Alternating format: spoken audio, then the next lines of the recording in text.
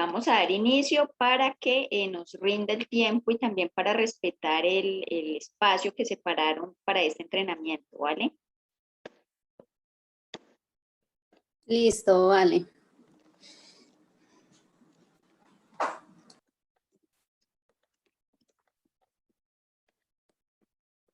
Bueno, voy por aquí a compartirles pantalla para que empecemos. Ya las personas que vayan llegando, pues yo les voy dando el ingreso.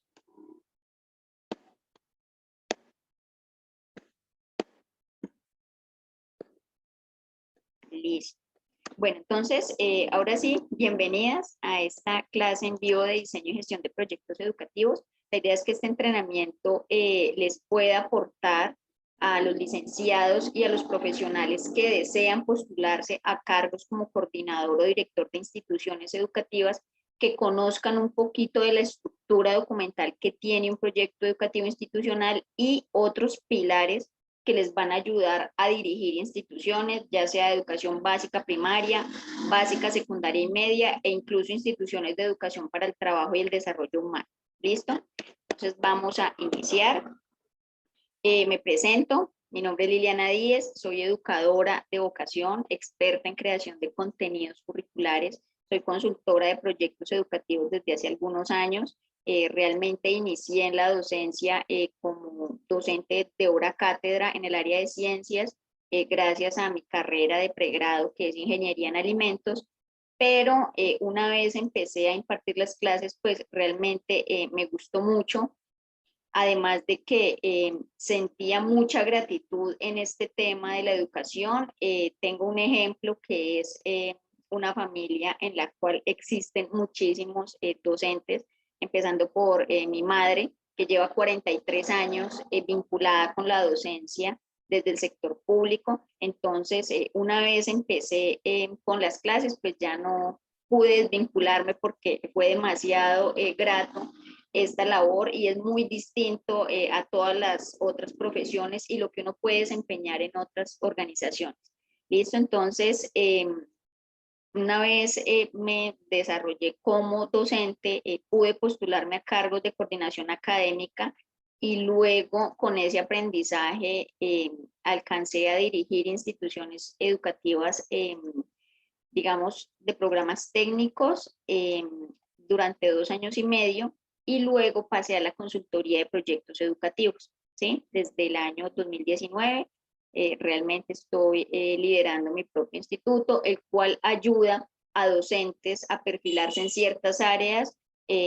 Ya contamos con varios egresados a nivel de educación inclusiva, neuroeducación y de este programa específicamente que es entrenamiento para licenciados y docentes que quieren perfilarse a estos cargos. Tenemos más de 200 egresados, ¿sí? También soy escritora digamos, mi primer libro se llama Éxito Femenino Garantizado, es un libro de desarrollo personal. Sin embargo, en este momento estoy en la construcción de mi segundo libro, que es en administración educativa específicamente, y es una coautoría con una compañera que es magíster en innovación educativa, y ella es una de las docentes de este entrenamiento. ¿Listo? Entonces, vamos a continuar por aquí. Bueno, ¿cuál es la promesa de este entrenamiento? Que puedas posicionarte como un experto en proyectos educativos institucionales, ¿sí? Que puedas desempeñar cargos como coordinador o director de instituciones educativas y que puedas asesorar a otras instituciones en planes de mejoramiento y autoevaluación institucional, ya sea para registro de proyectos nuevos o para actualización de proyectos educativos ya vigentes. ¿Listo? ¿Por qué nace, digamos, este tipo de espacios y este entrenamiento? Antes de pronto de darles ese motivo, quisiera que una vez culminada esta clase puedan buscar información acerca del Instituto INSECAD, que es el que brinda este tipo de espacios, el cual está enfocado en darle muchas herramientas al docente, sí, ya que digamos, en mi trayectoria como docente, coordinadora y directora, realmente me encontraba con profesionales muy buenos, excelentes profesionales desde su área, desde su aula de clases, pero que de repente les daba temor postularse a estos cargos. Y de pronto en instituciones se surgía la vacante de un coordinador académico, de un director administrativo, y realmente no se postulaban por temor, ¿sí? Digamos, por desconocimiento también de los procesos, pero más que eso, porque es algo que se puede aprender, más que eso era el temor de no tener de pronto esas competencias o esas habilidades para desempeñar estos cargos, ¿sí? Entonces, ¿por qué un licenciado, un profesional no se postula a cargos directivos? Por diferentes razones, digamos que enlisté las principales. Cree que le falta de pronto preparación, supone falta de oportunidades en convocatorias abiertas. De pronto nos encontramos en algunos escenarios en donde las convocatorias para este tipo de cargos pues más bien son cerradas porque por lo general son el amigo del amigo que recomendaron, o traen a un profesional externo sin pensar primero en su planta docente para este tipo de cargos. No saber cómo perfilar su propia carrera en el sector educativo, y esa es la razón que nos tiene en este momento generando estos espacios, ¿sí? Porque necesitamos que los docentes se conozcan, o sea, todo lo que pueden aportar en el sector educativo y cómo pueden proyectarse a sí mismos a estos cargos. Creer que las condiciones de los servidores públicos y el acceso a ciertos cargos no ha cambiado. De pronto en el pasado estos cargos sí eran muy dependientes del gobernante de turno, por decirlo así. Sin embargo, sabemos que en este momento muchísimas convocatorias transparentes realizadas por la Comisión Nacional y realizadas por otros entes nos van a permitir a nosotros proyectarnos a esos cargos, ya sea en el sector público y con mucha más facilidad en el sector privado. Asume que necesita invertir en una maestría, en un MBA, en un doctorado para postularse a ciertos cargos. Resulta que nosotros como docentes en ocasiones creemos que más títulos nos va a dar de pronto esa experiencia y ese conocimiento, y sí nos da el conocimiento, pero las funciones que de pronto se desempeñan en ciertos cargos difícilmente la van a adquirir en una maestría o en una especialización, porque este tipo de entrenamientos o de formaciones siempre te va a llevar a consultar la ley 115 o el decreto o la norma, ¿sí? Pero no te dicen a qué te vas a enfrentar cuando gestionas la dirección de una institución, ¿sí? Entonces, sin decir obviamente que es completamente necesario la formación académica universitaria y mucho más los grados altos, pero sí se quedan cortos, ¿sí? Porque a veces nos dan muchísima teoría, digamos muchísima base científica, pero ya en la práctica se quedan cortos porque no nos proporcionan esas experiencias que sí pretendemos brindar en este tipo de entrenamientos. Listo, entonces, para ya no alargar más la clase, para que empecemos como de fondo, al final podemos de pronto habilitar el chat para hacer algunas preguntas si tienen dudas, y la idea es presentarles todo lo que conlleva el diseño en la elaboración de un proyecto educativo institucional, y que al final ustedes puedan consultar, digamos, ciertos documentos que ya están en línea, que los pueden descargar desde el Ministerio de Educación Nacional, y con esto ampliar muchísimo más la información y que se genere algún tipo de confianza en ustedes como profesionales para que puedan en algún momento, en alguna oportunidad, postularse e incluso buscar desde ahora la postulación a estos cargos. Entonces, aquí en la estructura documental del proyecto educativo institucional, vamos a ver, digamos, esta estructura. Como primero tenemos el modelo pedagógico de la institución educativa que se debe describir. Luego tenemos la denominación del servicio educativo o del programa. Esto es específicamente para las instituciones de educación para el trabajo y el desarrollo humano, que son las que ofrecen programas técnicos laborales, técnicos, académicos y técnicos ocupacionales. ¿Listo? Se debe describir también los objetivos del programa. Estos objetivos del programa deben ser enfocados tanto al servicio educativo como a los objetivos generales de la institución, ¿sí? Allí debe ir muy de la mano con lo que se pretende lograr a través de ese servicio educativo. La justificación, en esta justificación nos vamos a detener un poquito porque allí es muy importante tener en cuenta la pertinencia de la justificación del servicio educativo, es decir, que demostrar a través de ese proyecto educativo que ese servicio en ese contexto va a ser relevante, digamos, para el educando y para la sociedad, ¿sí? Vamos a ver el plan de estudios, digamos, qué se debe tener en cuenta en el plan de estudios. La autoevaluación institucional, para qué nos va a servir esa autoevaluación institucional, conocer qué se realiza, qué gestiones se debe realizar para realizar una correcta autoevaluación institucional. Y esta es la parte en donde les comentaba hace un rato que es muy importante que la conozcan a fondo porque desde allí ustedes pueden ayudar a otras instituciones educativas independientemente de que laboren como docente o se postulen a cargos directivos en otras instituciones, pueden generar, digamos, de alguna manera este servicio, conociendo obviamente cómo se hace este servicio para otras instituciones que requieran actualización de proyectos educativos institucionales o realizar la autoevaluación y demostrar ese cumplimiento ante los entes reguladores como lo son las secretarías de educación municipal de la localidad en donde se preste el servicio. Y por último, la articulación con el sector productivo. ¿Listo?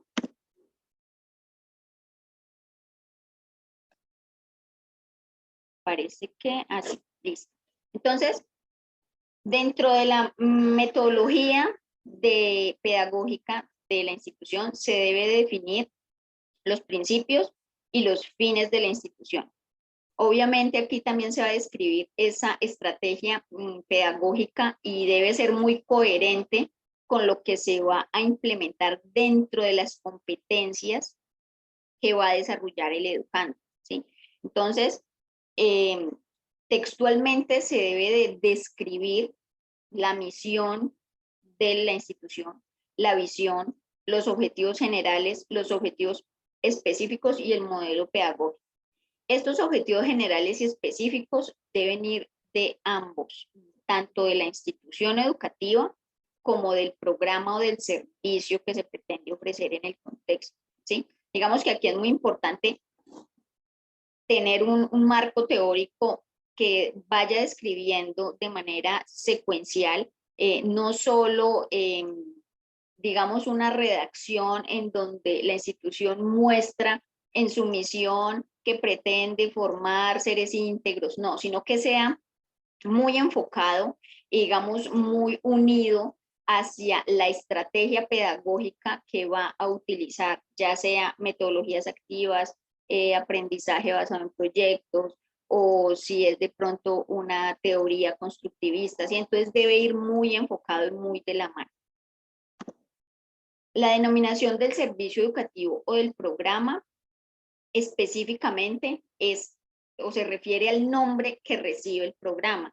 Esto es para las instituciones de educación para el trabajo y el desarrollo humano. Es decir, por ejemplo, un técnico laboral en auxiliar de primera infancia o un técnico administrativo son denominaciones, es decir, son nombres que la Clasificación Nacional de Ocupaciones le asigna a estos perfiles, ¿sí? Entonces, la idea aquí es entender muchísimo, no solo los conceptos, sino saber en dónde vamos a buscar esas competencias, esos nombres que para las instituciones de educación, para el trabajo y el desarrollo humano, se llama denominación. Entonces, esos nombres o esas denominaciones de ese servicio educativo lo encontramos y lo consultamos en el Código de Clasificación Nacional de Ocupaciones, que es este de la CNO, ¿sí? Este documento lo pueden descargar en PDF o en formato Excel desde el observatorio del SENA, ¿sí? Entran a la página del SENA y allí pueden descargar el Código Nacional de Ocupaciones. ¿Por qué? Porque este tipo de, digamos, de competencias no salen del ingenio del profesional, o sea, no las crea, no se las inventa el profesional que diseña los proyectos educativos, sino que deben ir acorde a esa denominación y a esa clasificación que ya le han dado tanto los entes reguladores públicos como las mesas sectoriales productivas, ¿sí? Y los sectores productivos vinculados a ellas. Entonces, todo lo que nosotros vamos a elaborar de un diseño, digamos, de un proyecto educativo institucional, vamos a basarlo en la Clasificación Nacional de Ocupaciones, en caso de los programas técnicos, ya sea técnicos laborales o técnicos académicos, ¿sí? Porque es allí donde vamos a encontrar todas las, digamos, todas las descripciones, todas las competencias, todas las habilidades que debe desarrollar una persona en un proceso de aprendizaje definido a lo largo de un tiempo y bajo unas condiciones específicas para que, digamos, los entes públicos, los entes reguladores lo reconozcan como apto para ese contexto globalizado, refiriéndonos al contexto globalizado que sea acorde a esa sociedad en la cual se desenvuelve, a esas oportunidades laborales que va a tener esa persona una vez culmine ese servicio educativo. Entonces, esta denominación va de la mano del Código Nacional de Ocupaciones y no debemos, digamos, darle ninguna variante, ¿sí? Cuando diseñamos proyectos educativos institucionales, lo que debemos hacer es más bien amoldar esa necesidad que existe en esa población o en esa localidad en la cual queremos brindar ese servicio educativo, mirar esas necesidades y de alguna manera vincularla o conectarla con lo que ya existe allí en la Clasificación Nacional de Ocupaciones, porque eso nos va a permitir que el proceso de registro de estos proyectos educativos pues sea mucho más viable y no se ralenticen por los, digamos, los entes reguladores que lo vayan a dilatar, ¿sí? De pronto que no sean muy acordes. Entonces empiezan con la primera revisión, con la segunda revisión y a dilatarse este proceso. Entonces, para evitar eso es muy importante cuando elaboramos un proyecto educativo institucional que la denominación de ese servicio educativo o de ese programa sea totalmente afín, que sea textual, consultado en la Clasificación Nacional de Ocupaciones.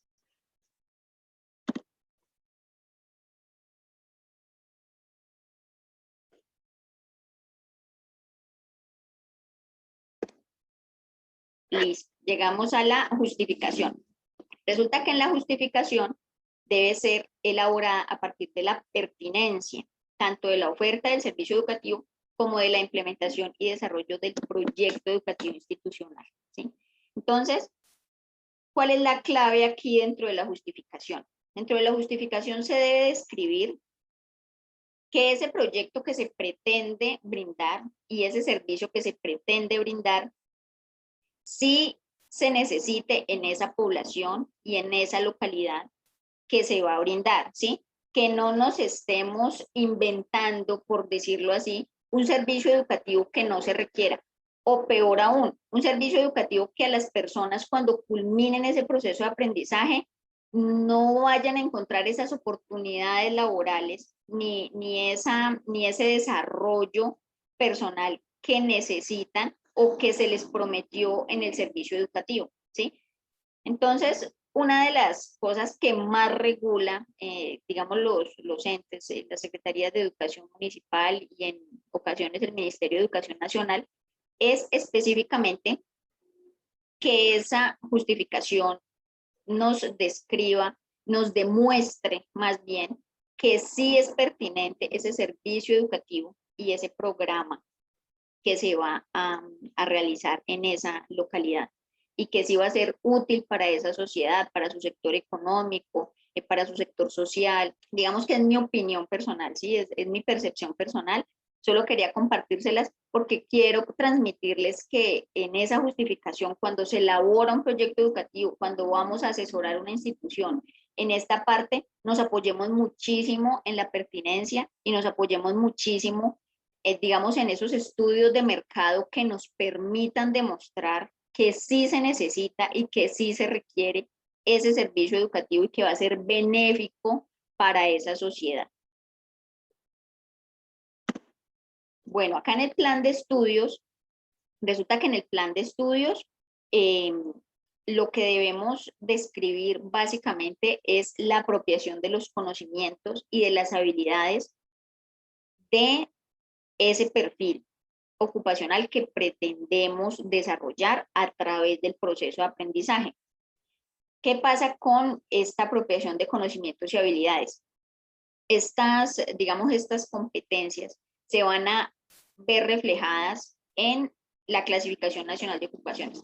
Estas competencias no las vamos a crear nosotros. Estas competencias son las que aparecen ligadas a esa denominación. Los invito a que más tardecito o mañana, cuando ya estén de pronto en otro ambiente, consulten esa Clasificación Nacional de Ocupaciones y se van a enterar que allí van a encontrar tanto las denominaciones como las competencias a desarrollar del educando, como las habilidades que debe garantizar el servicio educativo al finalizar el proceso de aprendizaje, también el perfil del egresado, o sea, qué debe ser capaz de hacer el egresado una vez culmine ese proceso, ¿sí?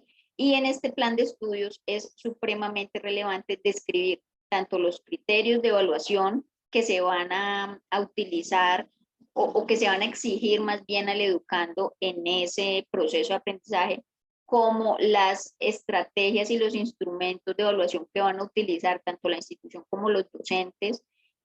También se debe describir cuáles son como esos resultados que se pretenden lograr de acuerdo a esas competencias. Entonces, aquí en el plan de estudios, la clave es realizar una tabla de saberes que nos describa tanto las competencias que propone la Clasificación Nacional de Ocupaciones como las propuestas por la institución y también los pilares con los que se va a medir el desarrollo y el alcance de esas competencias. Aquí en la duración del servicio educativo programa les traje dos clasificaciones. Una, que son los programas de educación para el trabajo y el desarrollo humano, la cual pues deben de durar mínimo 600 horas. Aquí lo importante cuando diseñamos estos proyectos educativos es garantizar que el 50% de esas 600 horas sea la práctica laboral para estas personas que están desarrollando el programa formativo. Entonces, nos queda el restante, el 50% para el desarrollo de las competencias teóricas, las habilidades y los conocimientos. Normalmente, cuando se desarrollan proyectos para este tipo de institutos, que son los institutos que ofrecen programas técnicos laborales, técnicos académicos u ocupacionales, se nos quedan cortas esas 300 horas para el desarrollo de todas las competencias, ¿sí? Entonces, normalmente, y aquí digamos que es un estándar para no tener tanto conflicto, para no tener tanta dilatación por parte de la Secretaría de Educación Municipal, es doblar esa cantidad de horas, ¿sí? Y más bien garantizarle al educando que sí le impartamos todas las competencias a nivel teórico, porque digamos, las horas prácticas es más fácil de controlar a través de los convenios con el sector productivo, con empresas, organizaciones que nos quieran apoyar esta parte, pero esa otra parte, que es la parte teórica, la parte cognitiva, debemos de garantizarla con jornadas académicas, ya sea a distancia, presencial, mediación virtual, pero este tipo digamos, de desarrollo teórico se debe demostrar con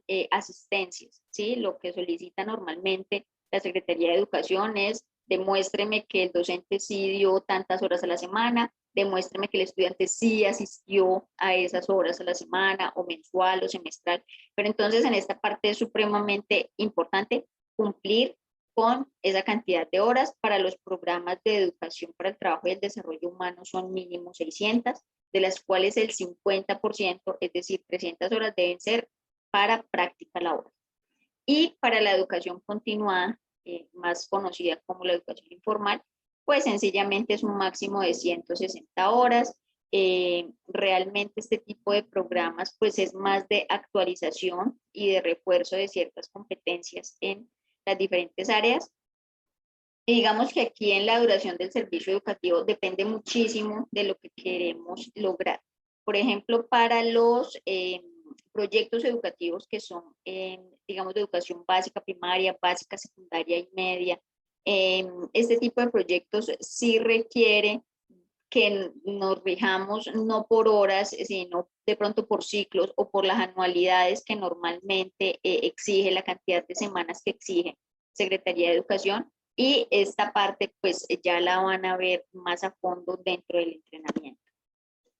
El perfil del egresado. Resulta que en el perfil del egresado es muy importante los campos de acción laboral, es decir, las funciones que va a desempeñar el egresado o la persona cuando ya culmina su ciclo formativo, y estas funciones también están descritas en la Clasificación Nacional de Ocupaciones, ¿sí? Todo esto lo sacamos de allí, nos apoyamos en este documento porque la idea es que todo ese servicio educativo y todo ese proyecto que estamos elaborando sea coherente, sea pertinente y no demos espacio de pronto a dilataciones o a segundas revisiones por hacer de pronto o estructurar esos componentes de manera aislada. Bueno, ¿qué hace un profesional en el sector educativo con el desarrollo de estas competencias? ¿Por qué el Instituto de Certificación y Calidad INSECAD se preocupa porque un licenciado o un profesional desarrolle este tipo de conocimientos, de habilidades o de competencias en estas áreas? Resulta que lo que buscamos es que muchos profesionales del sector educativo, docentes de diferentes áreas, egresados de sus licenciaturas, puedan y tengan la confianza de postularse a cargos como coordinador y director sin miedo a las funciones que va a desempeñar un coordinador o un director, sin miedo a las gestiones, que de pronto a lo que le corre es a la gestión administrativa, pero no hay mayor, digamos, valor y mayor posibilidad de buenas decisiones que en un licenciado, que en un profesional que ya educa, que sabe qué es tener un grupo, que sabe qué es preparar una clase, que sabe qué es calificar, ¿sí? Ese tipo de personas va a administrar la institución de una manera diferente. ¿Listo? Entonces, ¿qué pretendemos? Que se desempeñen como consultores, asesores, coordinadores, directores, que formen instituciones en diferentes planes de mejoramiento o en autoevaluación, y a otros docentes también. Nosotros conocemos cuál es la ruta para llegar allá, ya lo vivimos, ya desarrollamos un programa, tenemos más de 200 egresados de este programa. Lo que queremos ahorita es ampliar muchísimo más, llegar a muchos más profesionales para que puedan realizar. ¿Listo? Entonces, las fases del entrenamiento van a ser básicamente el pensamiento sistémico, que es mirar la institución como un todo, la administración del servicio educativo para que gestione cada uno de los departamentos, que conozca a fondo la estructura documental del proyecto educativo, que fue lo que ya les mencioné, pero pues de manera, digamos, superficial, porque es la estructura, pero dentro del entrenamiento vamos a ver cómo se redacta cada cosa. Del marco legal y la normatividad vigente, vas a conocer específicamente qué se le presenta a Secretaría de Educación, cada cuánto, en qué formatos, las plantillas que vas a necesitar. Posicionamiento y venta de los servicios educativos, digamos que es el último módulo, porque hay instituciones educativas de carácter privado en donde el director está a cargo no solo de la parte académica y legal, sino también del departamento comercial. Entonces debe conocer cómo se gestiona la marca y el crecimiento de dicha institución. Este entrenamiento se llama Gestión Académica y Administración de Centros Educativos. Lo van a encontrar en nuestro sitio web en insecatvirtual.com. Van a encontrar allí todos los detalles. La inversión para este entrenamiento es de 850.000 pesos. Se va a incluir el entrenamiento online más un libro físico de nuestra librería. Vamos a, digamos, te voy a compartir qué lo diferencia de los otros programas. Este programa no es grabado, no son videos grabados, es un acompañamiento semanal con la Magíster en Innovación Educativa, Betsy Caterina Muñoz, que es la docente orientadora del programa. No te pedimos que compres a ciegas, ¿sí? Digamos que en este momento está en mucha tendencia, págueme por adelantado y luego le doy el servicio. No, la idea es que se inscriban, participen de nuestras clases. Empezamos el 3 de agosto y allí se van a dar cuenta de la calidad del entrenamiento y todo lo que les va a ayudar. Y por último, no es un programa teórico, es un programa práctico. La idea es que ustedes puedan replicar y modelar la experiencia que ya tenemos, ¿sí? Entonces, para resumir, van a recibir uno de los libros físicos de nuestra librería, van a recibir el entrenamiento online en vivo, también tenemos apoyo de nuestra plataforma virtual para que tengan allí todos los recursos de videos, de plantillas y de documentación que les deja la docente. Todos estos documentos los van a poder descargar para sus posteriores consultorías, para que los utilicen con otras instituciones y van a tener todo el tiempo el soporte académico. Sí hay un tema y es que el pago de contado de este diplomado, de este entrenamiento, tiene un cupón de descuento que es aplicable desde el sitio web. Entonces, ese se les va a compartir posteriormente para las personas que quieran, digamos, ahorrarse esos 230.000 pesos, aplican el cupón y lo pagan de contado y les sale mucho más económico. Listo, entonces por último recordarles que iniciamos el 3 de agosto. Sé que hay personas en este momento que ya están inscritas. A esas personas realmente no es necesario que cancelen todo el restante, que son 850.000 pesos. Ustedes ya se inscribieron con 50.000 pesos, entonces el excedente son los 800.000. Esos lo pueden pagar, como ya les indiqué, de contado con el descuento o toman el financiamiento que también tenemos, ¿sí?